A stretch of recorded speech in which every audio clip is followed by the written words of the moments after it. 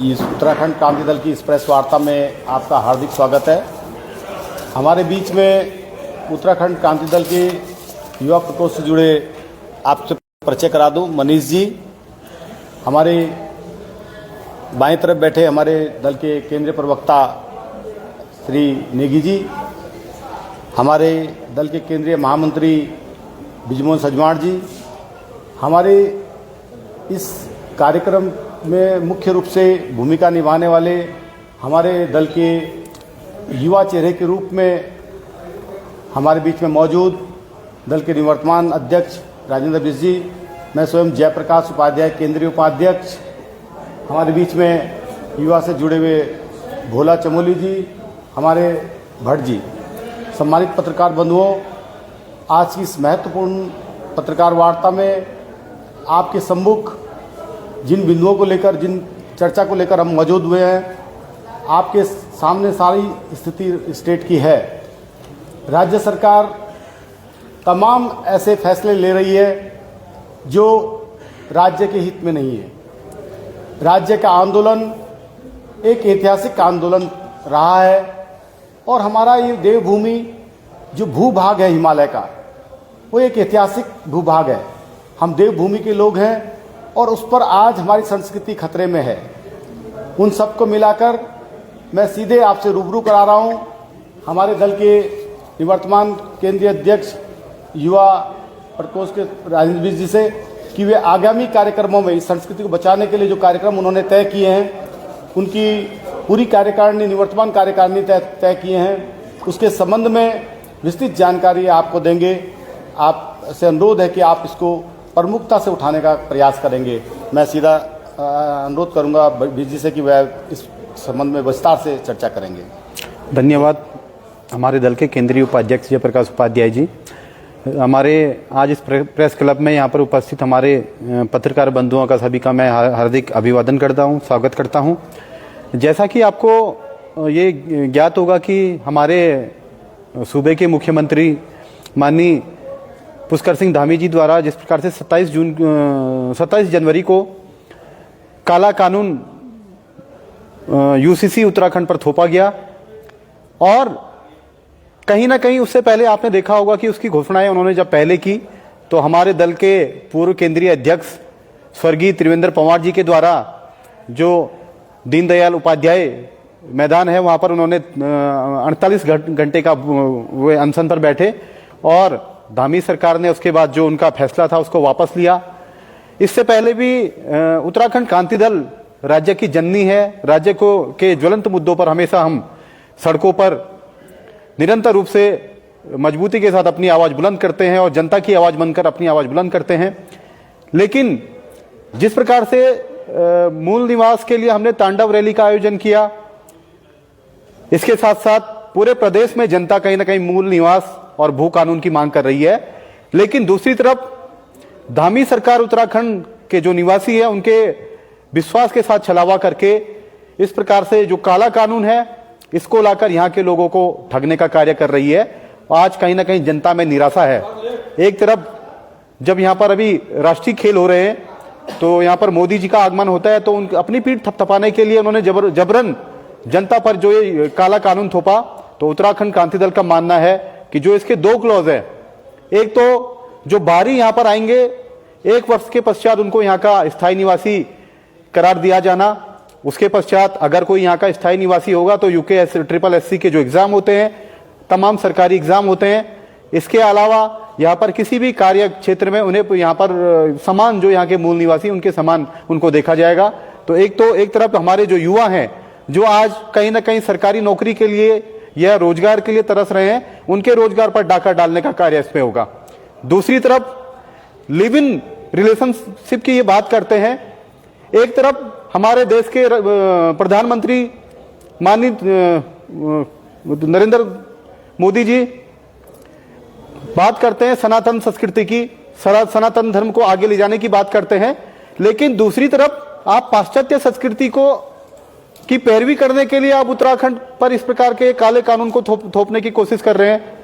उत्तराखंड क्रांति दल का मानना है कि राज्य की अस्मिता के साथ, राज्य की संस्कृति के साथ, यहाँ की परंपराओं के साथ क्योंकि जो हमारा सामाजिक ताना बाना है इसको तोड़ने का प्रयास किया जाएगा तो यहाँ की जनता बिल्कुल भी इसको सहन नहीं करेगी, क्योंकि 42 शहादतों के पश्चात लड़कर हमारी मातृशक्ति ने ये राज्य बनाया, राज्य के लिए तमाम संघर्ष चले, उसके बाद उत्तराखंड राज्य बना।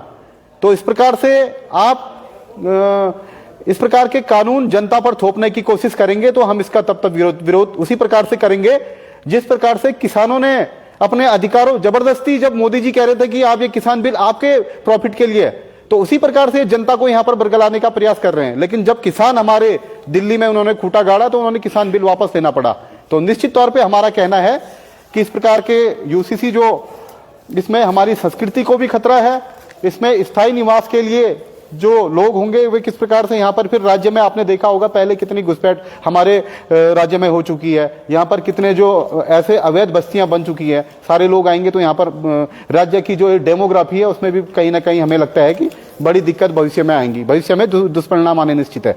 इसके लिए उत्तराखंड क्रांति दल ने युवा प्रकोष्ठ की तरफ से हमारा जो कार्यक्रम है इसमें उत्तराखंड की जो सीमा है, मैदानी सीमा नारसन, गुरुकुल नारसन से और जो हमारा सुदूरवर्ती हिमालयी गांव है नीति मलारी में तक हम इसमें यात्रा का जो हमने कार्यक्रम रखा है और इसमें हमारे अलग अलग पड़ाव जो होंगे 8-9 दिवसीय जो कार्यक्रम हमारा होगा, इसमें हमारे दल के जो केंद्रीय पदाधिकारी हैं उनके मार्गदर्शन में और हम ये कार्यक्रम इसमें करेंगे और मजबूती के साथ हम सरकार को चेताने का प्रयास, अभी भी जनता को जागरूक करते हुए हम जाएंगे कि किस प्रकार से युवाओं के रोजगार पर डाका डालने का प्रयास किया जा रहा है और आपको छला जा रहा है। इसमें हमारा जो नारसन से पहला दिन ऋषिकेश में हम रुकेंगे, जनता को जागरूक करते हुए वहां पर जो हमारी यात्रा होगी, यात्रा में जनता को जागरूक करते हुए हम वहां पर गंगा आरती का जो कार्यक्रम होगा, उसके पश्चात जो हमारा अगला पड़ाव होगा वो देवप्रयाग में होगा, उसके दिन अगला पड़ाव जो हमारा होगा वो श्रीनगर में होगा,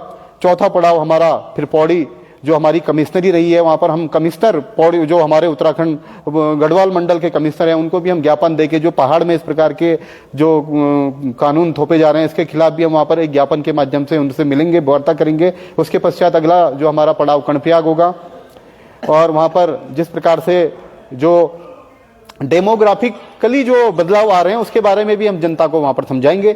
उसके पश्चात हम गोपेश्वर जो हमारा जिला मुख्यालय चमोली का है, जनता से हम रूबरू होकर वहां पे प्रेस वार्ता करते हुए अगले दिन जोशीमठ में सरकार की बुद्धि शुद्धि के लिए हम वहां पर हवन करेंगे।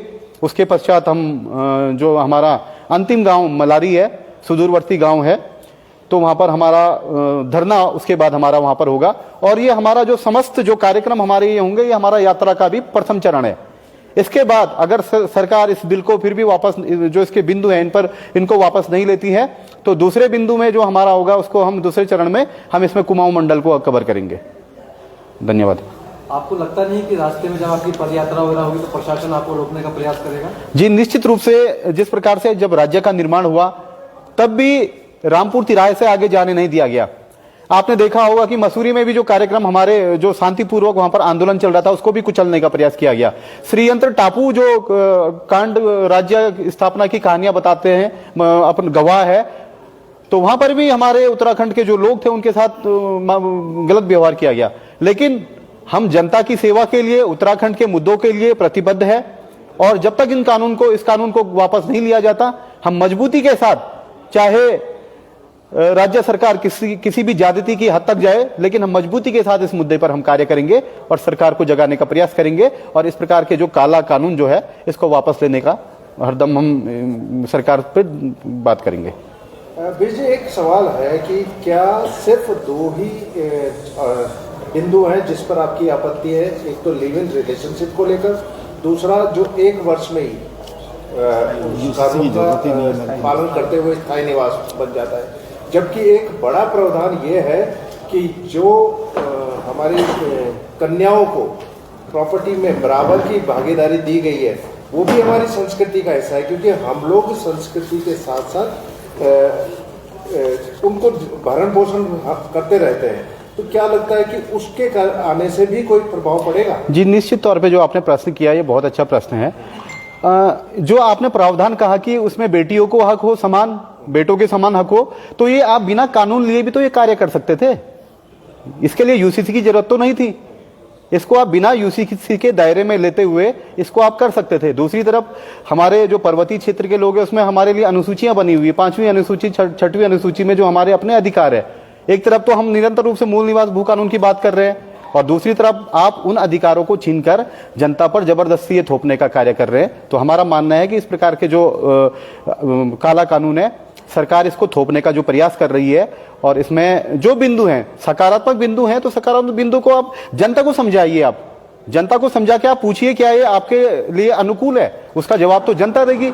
और आप बिना पूछे, बिना सर्वदलीय बैठक कराए हुए आप धामी सरकार अपनी पीठ थपथपाने के लिए और अपने पदों को बचाने के लिए ये लोग इस कानून को लगाए हुए हैं कि ताकि उत्तराखंड की जनता जो है भोली भाली है, ईमानदार है। यहाँ पर हम प्रयोगशाला के तौर पर इसको देखते हैं, इसको हम लिटमस टेस्ट के तौर पे देखते हैं, इसको हम एक यहाँ पर एक्सपेरिमेंट के तौर पे यहाँ पर जनता जो है इसका क्या असर दिखता है। अगर ये इसका प्रभावशाली असर अगर दिखे तो अन्य राज्यों में हम इसको लागू करें, लेकिन अन्य राज्यों में तो इसका विरोध पहले से चल रहा है। तो इसके साथ साथ हमारा आपके चैनल के माध्यम से हमारा निवेदन रहेगा, जितने भी क्षेत्रीय दल है वे भी समझें और उत्तराखंड क्रांति दल जिस प्रकार से मुखर होकर यूसीसी का विरोध कर रहा है, आप भी आवाज बनिए ताकि आज ये, क्योंकि इस प्रकार से थोपने का कार्य जो उत्तराखंड में है कल अन्य राज्यों में भी होगा, तो उसी प्रकार से फिर बिजनेस में एक और सवाल है कि क्या जो ट्राइबल क्षेत्र छोड़े गए हैं और निश्चित रूप से सत्ताधारी दल है उनका ये कहना है कि भाई उनकी संस्कृति की वजह से, बाकी लोगों की संस्कृति नहीं है, सिर्फ ट्राइबल क्षेत्र की ही संस्कृति को बचाने के लिए आपने ट्राइबल क्षेत्र को छोड़ा। बाकी और लोग भी जो प्रदेश में रहते हैं उनकी भी तो अपनी अपनी संस्कृति है। निश्चित तौर पे एक तरफ तो आप देखिए वास्तव में कितना बड़ा छलावा इसमें, एक तरफ तो आप समान नागरिक संहिता मतलब सभी के लिए समान रूप से होगा, लेकिन दूसरी तरफ आप एसटी को छोड़ देते हैं, आप अन्य जो जो जो जनजाति उनको छोड़ देते हैं। क्या हमारी अपनी संस्कृति नहीं है? पहाड़ का जो एक अपना कल्चर है, ये काफी हम प्रभावशाली कल्चर हमारा रहा है। सब हमारे रीति रिवाज जो है ये औरों से अलग है। सारी हमारे पहाड़ की ये खूबसूरती रही है कि जब भी किसी ने यहाँ पर जबरदस्ती कुछ गलत कार्य पहाड़ में करने की कोशिश करी, चाहे गौरा देवी की बात करें या माधो सिंह भंडारी जी की बात करें, तो उन्होंने उस समय पर सरकारों को जवाब दिया है। तो उसी प्रकार से हमारा ये कहना है कि समान नागरिक संहिता के तौर पर जो आपने एसटी उस दायरे को अलग रखा है, ये स्पष्ट रूप से कहीं ना कहीं इसके माध्यम से ये भी है कि आप कहीं ना कहीं सिर्फ कुछ लोगों पर दबाव बनाने के लिए, अपनी पीठ थपथपाने के लिए कार्य करना चाहते हैं। आपने लिविंग की बात करी, पहले भी लोग लिविंग में रह रहे थे, अगर सरकार उसको यूसीसी के माध्यम से रेगुलेट करती है तो कोई समस्या क्या है? निश्चित तौर पे आपने जो लिव इन की बात करी, तो आज मुझे लगता है कि आज की आईडी हटाओ, माइक रख दो खाली। आज की तारीख में लिव इन की बात आपने करी, तो लिव इन ठीक है, पहले जो भी हमारे, वैसे मैं आपसे ये कहना चाहूंगा कि हमारी संस्कृति का हिस्सा कभी भी लिव इन नहीं रहा है। हमारे वहाँ जो 16 संस्कार होते हैं, हमारे जो माता पिता होते हैं उनके अनुसार ये सारे चीज़ें चलती है। लेकिन आज लिव इन के तौर पे जब सरकार इसको कानूनी रूप से एक कानून बना रही है, तो इसमें कल की तारीख में कोई बेटी अगर कहीं भाग जाती है या कोई परिवार का दूसरी तरफ से कोई भाग जाता है, वो जबरदस्ती अगर शादी करते हैं, तो उनके द्वारा जो संतान है उन पर वे वैध होंगे। तो एक तो उनको संपत्ति में, क्योंकि कई बार होता है कि आपने देखा हुआ पिता बोलता है कि जो उनके कहने में नहीं है, क्योंकि जब वो अपने घर वालों की नहीं सुन रहे तो उसमें अखबार पर ज्ञापन देके दिया जाता है कि ये हमारे कहने सुनने में नहीं है, इसको हम अपनी संपत्ति से बेदखल करते हैं, क्योंकि वो एक माता पिता का एक रोष होता है, एक अधिकार होता है। ये बातें हमें समझनी पड़ेगी। लेकिन ये कानूनी तौर पर जब लड़की बालिग हो जाएगी तो उसके बाद कोई पिता, कोई माता, कोई घर का परिवार का मुखिया उसके बाद ये नहीं बोल सकता कि ये मेरी बेटी है, इसके साथ शादी ना कीजिए, इसके साथ मत रहिए, क्योंकि उसके बाद तो आपकी प्रोटेक्शन के लिए सरकार है, पुलिस प्रशासन को खुली छूट दे दी गई है, कानून बन गया है। तो इससे गार्जियन जो है, परिवार के मुखिया भी है, वे अपने आप को कहीं ना कहीं ठगा सा महसूस करेंगे, और जो एक हमारा जो संस्कृति रही है, बड़ों के आदर की रही है, सनातन की संस्कृति रही है, वो कहीं ना कहीं खत्म हो जाएगी। उसके दुष्परिणाम आने निश्चित हैं। कितनी तारीख को शुरू होगी आपकी ये यात्रा? हमारी 10 तारीख से सुबह 9 बजे से शुरू होगी और ये हमारी 18 तारीख को मलारी गुरुकुल नार्थम से स्टार्ट होगी। इसमें 2-3 बिंदु पर जिन पर शायद बिजी बोलना चाहता हूँ, जिनके दिमाग में ना आ रहा हो, क्योंकि जब आदमी प्रेस में आता है तो एक मेंटल मेकअप करके आता है जी। देखिए, कुछ चीज़ें समाज में ऐसी हैं जिनके लिए समाज अभी नहीं समझ पा रहा है कि इसमें आगे क्या होने वाला है जी। जैसे समाज में 2-3 चीज़ें हैं, वैश्यावृत्ति समाज में होती है, अपने समाज में होती है वैश्यावृत्ति, और सैरोगेसी वाला जो है वो भी है सिस्टम। सैरोगेसी मतलब किसी के बच्चे पैदा नहीं हो रहे हैं, तो जैसे आप किराए की कोख वाली बात करते हैं कि किराए पे आपने वो करके किसी की यूट्रस को यूज़ करके वहाँ बच्चा आपने वो कर दिया, बाद में वो बच्चा आपका हो गया। ये दोनों चीज़ें भी एक तरह से लीगलाइज करी जा रही हैं इस प्रदेश में। ये सबसे बड़ा खतरा एक और भी है। मतलब आप देखिए अभी क्या होता है कि कहीं पे वैश्यावृत्ति हो रही है तो उसको पुलिस वहाँ पे अगर आप शिकायत करें तो पुलिस वहाँ पे जाती है और उनको वहाँ से आप देखते होंगे कि उनको पकड़ के ले जाया जाता है। या सैरोगेसी का जो है वो भी लीगलाइज नहीं है। अब इस कानून के माध्यम से क्या है कि अगर कोई प्रोस्टिट्यूट, मैं आपको एग्जांपल दे रहा हूँ, कोई प्रोस्टिट्यूट जो है एक लिव इन का कॉन्ट्रैक्ट किसी व्यक्ति के साथ कर लेती है 15 दिन का, 1 महीने का, और वो रिजॉर्ट में रुकी हुई है, तो ना तो उसको पुलिस कुछ कह सकती है क्योंकि उसके पास तो लिव इन का कॉन्ट्रैक्ट है, शादी उन्होंने की नहीं है। तो लिव इन के कॉन्ट्रैक्ट के माध्यम से वैश्यावृत्ति को भी बढ़ावा दिया जाएगा। और हमें ये खतरा है कि जो रिजॉर्ट कल्चर हमारे प्रदेश में पैदा किया गया है, ये रिजॉर्ट अब खुले तौर पे लीगलाइज ढंग से वैश्यावृत्ति के अड्डे बनेंगे, क्योंकि तब पुलिस भी नहीं रोक सकती और सामाजिक बहिष्कार भी आप नहीं कर सकते। दूसरी बात जो सैरोगेसी की मैंने कही कि विभिन्न प्रदेशों के व्यक्ति जिनके बच्चे नहीं हो रहे हैं, उनके सॉफ्ट टारगेट हमारी बेटियां हो सकती हैं। पैसे का लालच देके हमारी बेटियों को प्रेग्नेंट करके यहाँ किराए की कोख का इंतजाम किया जाएगा और वो जो बच्चे पैदा होंगे वो इस प्रदेश के स्थायी निवासी होंगे। तो ये सारा लोड हमारे प्रदेश के ऊपर आना है। और सबसे बड़ी बात जो अभी आपने शायद ध्यान न दिया हो कि ये पूरे भारत ही नहीं, पूरा विश्व का कोई भी व्यक्ति यहाँ क्या लिव इन कॉन्ट्रैक्ट में रह सकता है। मतलब अगर कोई रसिया का, अमेरिका का व्यक्ति हमारे पहाड़ की बेटी के साथ लिव इन के कॉन्ट्रैक्ट में रहता है, वो प्रेग्नेंट होती है, तो वो हमारी जिम्मेदारी हो गई। तो ये धामी सरकार इस तरीके से बैकडोर से प्रोस्टिट्यूशन, सैरोगेसी के लिए पूरा देश ही नहीं विदेश से भी यहाँ आमंत्रण दे रही है। इसका हम सख्त खिलाफत करते हैं। और जो यात्रा हम निकालेंगे इसके माध्यम से जो हमारा संत समाज है, जो हिंदू धर्म की बात करते हैं, उन लोगों को भी हम चाहते हैं कि उनका भी सपोर्ट हमें मिले। जो हमारे संत समाज खासतौर पे जो हरिद्वार में रहता है, जो ऋषिकेश में रहता है, वो भी हमारे साथ चले। अन्य धर्मों के लोग अगर उनको कोई विसंगति लग रही है तो वो भी आए। हमने कहीं ऐसा नहीं कहा कि वो ना आए। जो भी मूल निवासी इस प्रदेश का है, जो भी उसको लगता है कि इस प्रदेश में गलत हो रहा है, यूसीसी के जो भी प्रोविजनों से गलत लग रहे हैं, तो वो हमारे साथ आ सकता है। हमारी जो लड़ाई है वो लड़ाई ये है कि यहाँ पे जो मूल निवासी का हक है, क्योंकि इस कानून के माध्यम से मूल निवास और भू कानून के रास्ते बंद हो गए। तो अब लड़ाई मूल निवास और भू कानून की नहीं है। अगर कुछ लोग ये कह रहे हैं कि मूल निवास और भू कानून मिलेगा, अब नहीं मिलेगा, क्योंकि जब 1 साल में स्थायी निवासी बनेगा और 1 साल में कोई बच्चा यहाँ पे जो है लिव इन से पैदा होगा, तो वो तो भूमि का हकदारी हो जाएगा, हकदारी हो जाएगा, संपत्ति का हकदारी हो जाएगा। तो मूल निवास और भू कानून की लड़ाई 27 जनवरी 2025 को इस प्रदेश में खत्म हो गई है। हम प्रदेश के लोगों को, युवाओं को ये भी बताना चाहते हैं कि मूल निवास और भू कानून की अब लड़ाई प्रैक्टिकल नहीं है, उसके रास्ते बंद हैं। आप पहले यूसीसी हटाने में उत्तराखंड क्रांति दल का साथ दें, जिससे कि हम पहले इन प्रोविजंस को हटाएं और फिर आगे फिर जो है मूल निवास और भू कानून की लड़ाई को दोबारा शुरू करें। आशु भाई, क्या लगता है यूसीसी का के खतरों को भांपने में कहीं ना कहीं उत्तराखंड के जो पॉलिटिशियन है, या लगता है कि इससे आने वाले समय में खतरे उत्पन्न होंगे? देखिए, हमें सबसे बड़ी निराशा जो प्रमुख क्षेत्रीय दल, हम क्षेत्रीय दल हैं, लेकिन जो राष्ट्रीय दल जो प्रमुख है यहाँ पे कांग्रेस, जब ये कैबिनेट में पास हुआ तो वहां भी बुद्धिजीवी लोग हैं। उन्होंने कैसे पास होने दिया इस कानून को? क्योंकि उस दल में भी तो मूल निवासी लोग हैं, और अगर वो वहां विरोध करते तो ये कैबिनेट में पास नहीं होता। तो कहीं ना कहीं इसको अध्ययन करने का किसी ने भी प्रयास नहीं किया। और मेरा तो ये दावा है कि शायद मुख्यमंत्री धामी ने भी इसका ढंग से अध्ययन नहीं किया है।